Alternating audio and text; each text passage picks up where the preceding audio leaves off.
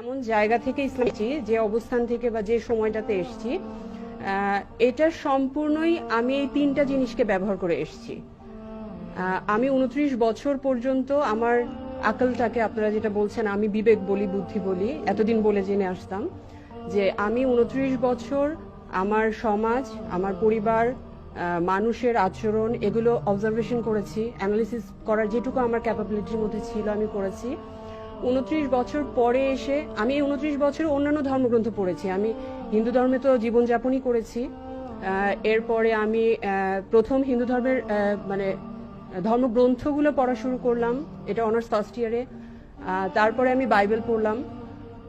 আমি জাপানে শান্ত ধর্ম নিয়ে পড়ালেখা করেছি, মানে তুলনামূলক একটা আলোচনার পড়ালেখা আমি করেছি।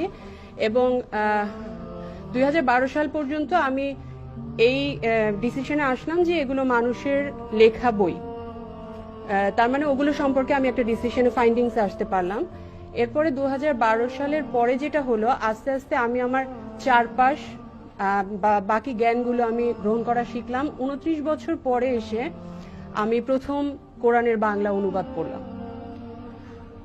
তারপরে আমি কোরআনের বাংলা অনুবাদ পড়লাম, মানে এই না যে আমি একদম 114টা সূরা সবগুলো আয়াতের একদম পুঙ্খানুপুঙ্খ বাংলা পড়েছি, তা না। আমার চোখের সামনে যখন যেটা এসেছে আমি পড়েছি। এর সাথে আমি হাদিস, যে কয়টা হাদিস আমার চোখের সামনে এসেছে আমি পড়েছি।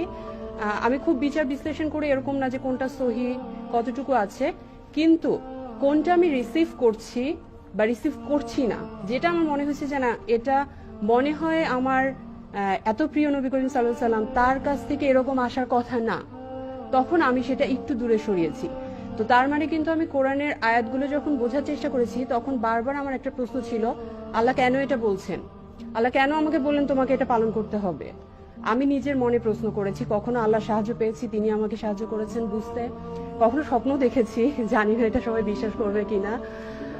এবং আমি আমার এই 29 বছরের লেখাপড়ার ভিত্তিতে আমার যে বিবেক, বুদ্ধি বা আকলটা তৈরি হয়েছিল, সেটার ভিত্তিতে আমি ইসলামকে 16 দিন, 1 মাস পড়েছি। 16 দিনের মধ্যে আমি বুঝতে পেরেছি, আমি ইসলাম ধর্ম গ্রহণ করেছি। এবং আমাকে পরিবার বা বিভিন্ন জায়গা থেকে বলা হয়েছিল দরকার নেই।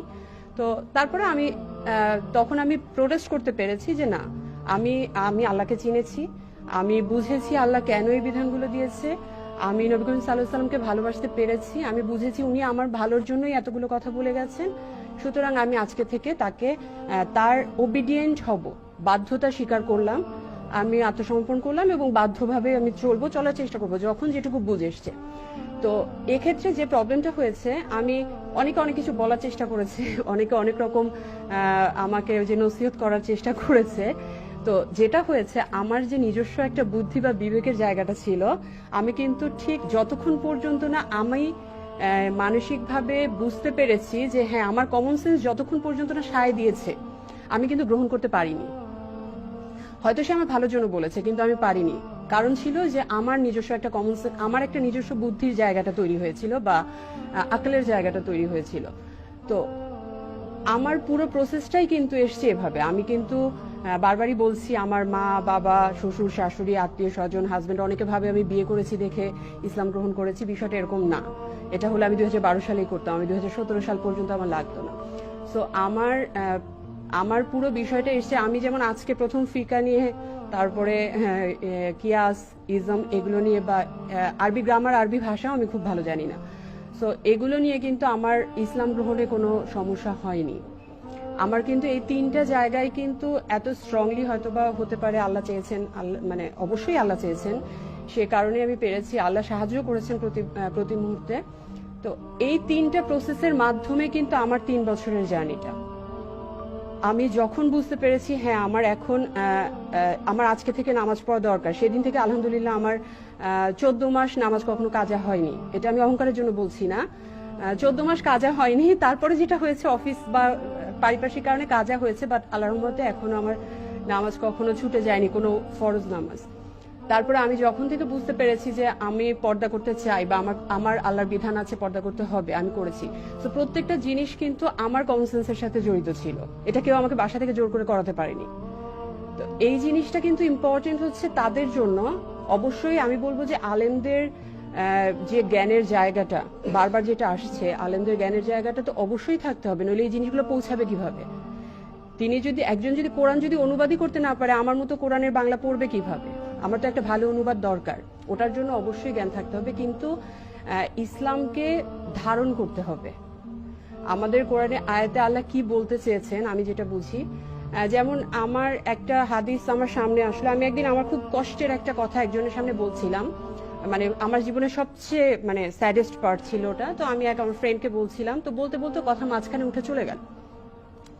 তো ওই দিন আমার খুব মনটা খারাপ হলো। আমি অফিস থেকে বাসায় গেলাম, গিয়ে এমনি পড়ছি হাদিসের বই, পড়তে পড়তে একটা হাদিস আমার সামনে আসলো যে নবী করিম সাল্লাল্লাহু আলাইহি সাল্লাম একটা এরকম একটা ঘটনা ছিল যে তিনি বসেছিলেন, একজন এসে সমস্ত কথা বলল, তারপরে সে চলে যাওয়ার পরে নবী করিম সাল্লাল্লাহু আলাইহি সাল্লাম ওখান থেকে উঠলেন।